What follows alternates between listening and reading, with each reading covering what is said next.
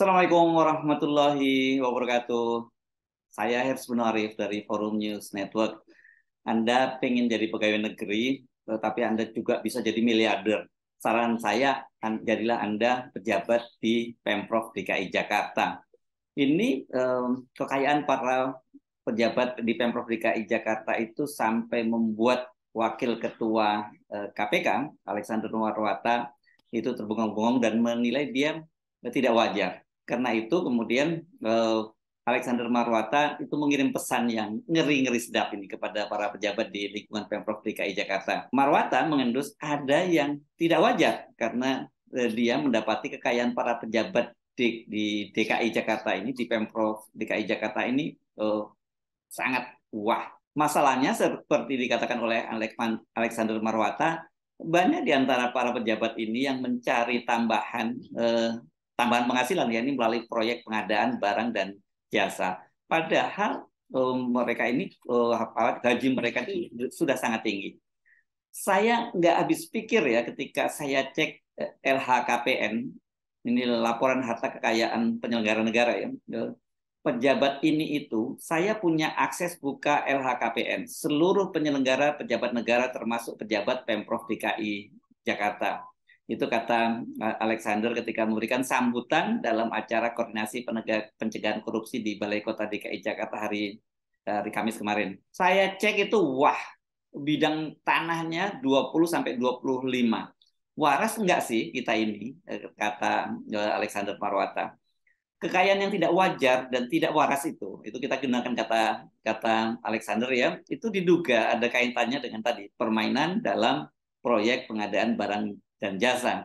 Kami sering mendapat informasi masih ada pejabat DKI Jakarta berupaya mendapatkan penghasilan tambahan terutama dalam proses pengadaan barang dan jasa. Titik paling rawan kebocoran anggaran ya terkait pengadaan barang dan jasa selain menyangkut perizinan di Pemprov DKI Jakarta. Jadi dua ya, pengadaan barang dan jasa, dan kemudian soal perizinan. Masih banyaknya pejabat di DKI Jakarta yang bermain proyek pengadaan dan perizinan ini dalam penilaian Marwata ini sangat ironis ya.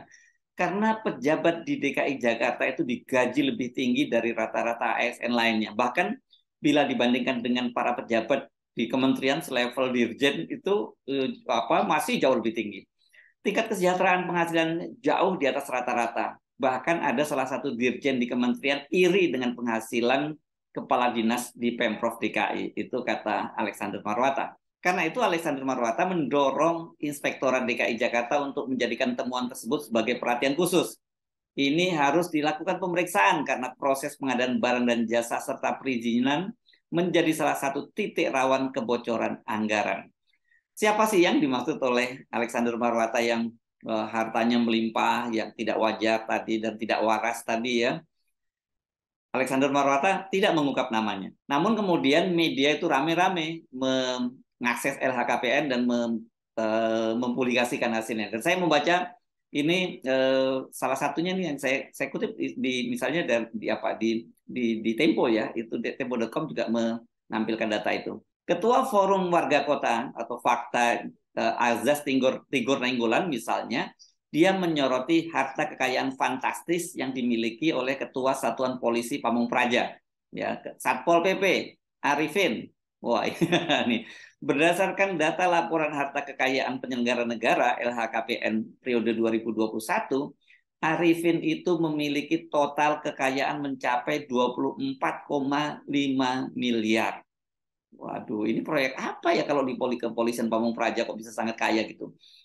Arifin tercatat memiliki aset berupa 2 bidang tanah serta 7 bidang tanah dan bangunan yang dijumlahkan nilainya itu mencapai 23,8 miliar. Dengan jumlah harta tersebut menjadikan Arifin itu sebagai pejabat terkaya di lingkungan pemerintahan provinsi DKI Jakarta di luar pejabat gubernur DKI Jakarta yang baru ya, Heru Budi Hartono. Azaz pun menyebut jumlah kekayaan Arifin yang fantastis tersebut menimbulkan pertanyaan dan kecurigaan. Tinggi angka kekayaan yang dimiliki oleh Kasatpol PP Arifin sebesar 23,8 miliar itu sangat mencengangkan. Angka tinggi tersebut menimbulkan banyak pertanyaan dan kecurigaan tentang cara Arifin mendapatkan kekayaan itu. Itu dalam keterangan Azaz Tigor kepada media ya pada hari Sabtu tanggal 17 Desember 2022. Dia kemudian membandingkan harta Arifin dengan kekayaan yang dimiliki mantan sekretaris daerah yang kini menjadi Deputi Gubernur DKI Marullah Matali. Marullah ini tercatat memiliki total kekayaan hanya dalam tanda petik ya 4,9 miliar. Dan berdasarkan data di LHKPN, Marullah memiliki 16 bidang tanah, 2 bangunan, serta 3 tanah dan bangunan yang sebagian besar tersebar di Bogor dan Jawa Barat. Di Bogor, Jawa Barat. Total aset tanah dan bangunan Marullah itu mencapai 4,6 miliar. Siapa lagi pejabat DKI yang tergolong kaya? Bahkan ini kalau kita menggunakan patokannya adalah mantan sekda Marullah, ini banyak yang lebih kaya. Mengapa kok Marullah yang kita jadi pembanding? Karena Marullah ini kan jabatannya lebih tinggi ya, eselonnya juga lebih tinggi. Dia pernah menjadi sekda berarti eselon 1. Jadi logikanya gaji dan penghasilannya lebih tinggi dari para kepala dinas yang tadi berada di eselon 2. Ini Anda jangan kaget-kaget ya. Di bawah kepala Satpol PP Arifin itu ada nama Kepala Dinas Perindustrian, Perdagangan, Koperasi dan Usaha Kecil Menengah Elizabeth Ratu Rante. Nama lengkapnya Elizabeth Ratu Rante Alo. Ini jumlah harta kekayaannya 19 miliar lebih nih, 19,093 275,048. 19 miliar lah kita bulatkan ya. Kemudian Kepala Dinas Bina Marga Hari Nugroho itu 16 miliar sekian gitu, 16,227. Kepala Dinas Sumber Daya Air Yusmada Faizal itu juga 16 miliar 103 juta sekian. Sementara Kepala Dinas Tenaga Kerja Transmigrasi dan Energi Andriansah itu 15 miliar 584 juta sekian. Kepala Badan Pengelola Keuangan Daerah Richard Rolandi Cesnanta itu total kekayanya 14 miliar 971 juta sekian. Kepala Badan Penanggulangan Bencana Daerah Isnawa Aji itu harta kekayaannya 11 miliar 107 juta sekian. Di luar mereka rata-rata hartanya itu berjumlah miliaran, atau boleh lagi disebut mereka ini adalah ASN tetapi mereka termasuk dalam kelompok miliarder. Jumlahnya bervariasi, banyak yang di atas 5 miliar. Yang paling miskin di antara pejabat DKI Jakarta tersebut itu hartanya nggak sampai 1 miliar, itu adalah Kepala Dinas Lingkungan Hidup Ases Koswanta. Jadi dia cuma punya harta 683 juta rupiah. Anda tentu bertanya-tanya ya, kalau para kepala dinas yang eselon 2 itu saja harta kekayaannya itu sebesar itu, berapa harta kekayaan dari pejabat Gubernur DKI Heru Budi Hartono? Ini nama Heru penting kita masukkan, selain dia sekarang menjadi pejabat gubernur, tapi dia ini kan sebenarnya sebelumnya juga dia adalah pejabat eselon 2 di Pemprov DKI Jakarta sebelum ditarik oleh Presiden Jokowi menjadi Kepala Sekretariat Presiden. Jumlah harta kekayaan Heru Budi ini tertinggi, yakni 31 miliar 987 juta sekian. Bisa disimpulkan harta sampai miliaran bahkan belasan miliar itu sesuatu yang memang tidak wajar. Dan berapa sih sesungguhnya kalau kemudian kita bisa menyimpulkan tidak wajar, karena harus kita lihat dong berapa gaji dan rata-rata tunjangan penghasilan mereka di Pemprov DKI. Ini kita kutip lagi penjelasan Azaz Tigor Nainggolan ya, yang dia menjelaskan bahwa berdasarkan Peraturan Gubernur Nomor 4 Tahun 2020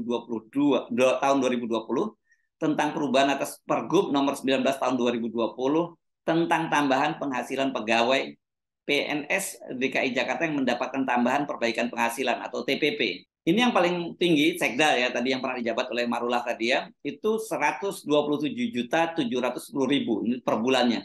Setelah itu ada asisten sekretaris daerah sebesar 63.900.000 dan kepala dinas kisarannya 55 sampai 60 juta. Jadi kepala dinas yang tadi miliaran tadi itu, ya, itu tunjangan tambahan penghasilannya itu sekitar 55 sampai 60 juta.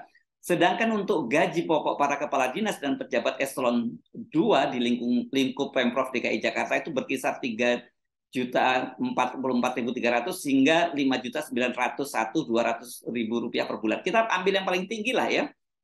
Ini kan berarti rata-rata kalau katakanlah kita 5 juta sampai 6 juta. Ya sekitar nggak sampai 70 juta rata-rata tiap bulannya. Apakah bisa mereka mengumpulkan hasil sampai miliaran itu? Padahal kan mereka juga jadi kepala dinas kan juga tidak selama mereka menjabat ya, mungkin beberapa diantaranya hanya beberapa tahun terakhir ini gitu ya menjadi kepala dinas gitu. Mengukur dari aturan ini, kata si Azaz Tigor, nah ini menarik ini. Dia menyatakan Arifin itu baru tahun 2019 diangkat oleh Gubernur Jakarta saat itu menjadi Kasatpol PP. Kok harta kekayaannya bisa demikian besarnya? Tadi jadi kalau asumsinya Pak Arifin ini dapat gaji katakanlah 70 juta lah maksimal gitu, itu baru tahun 2019.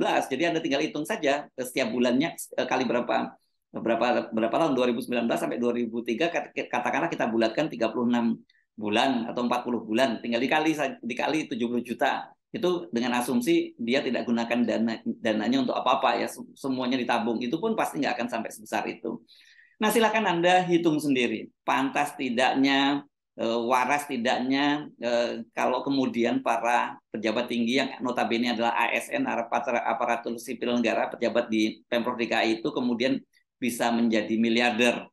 Ya, jumlahnya bukan ada belasan miliar, tapi ada juga puluhan miliar. Saya tidak mau berasumsi, tapi meminjam pernyataan Wakil Ketua KPK Alexander Marwata, waras nggak ada ASN punya harta kekayaan sampai belasan atau puluhan miliar tadi. Tapi ngomong-ngomong, kalau saya paparkan lagi data dari KPK, pasti Anda bakal lebih geleng-geleng kepala lagi ya. Anda pasti terlongong-longong ya.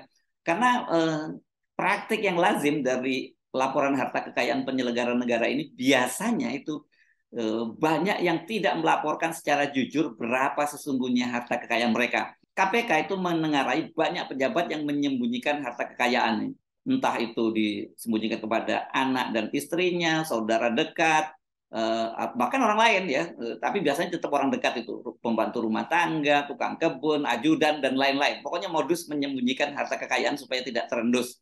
Tadi kan kalau begini kan sudah dilaporkan masih besar begini kan mereka juga nanti akan jadi sorotan. Jadi kalau toh tadi Pak Arifin itu tertinggi di luar Pak Heru Budi, pejabat gubernur, bisa jadi Pak Arifin ini relatif lebih jujur dibandingkan dengan yang melaporkan harta kekayaannya lebih sedikit.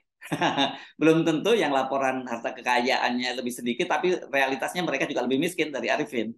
Ketua KPK Firly Bahuri itu bahkan berani menyimpulkan, dia menyimpulkan 95% laporan harta kekayaan penyelenggara negara itu tidak jujur. Bayangkan, tidak jujur saja itu sudah membuat saya, membuat Anda itu ternganga-nganga, apalagi kalau mereka jujur.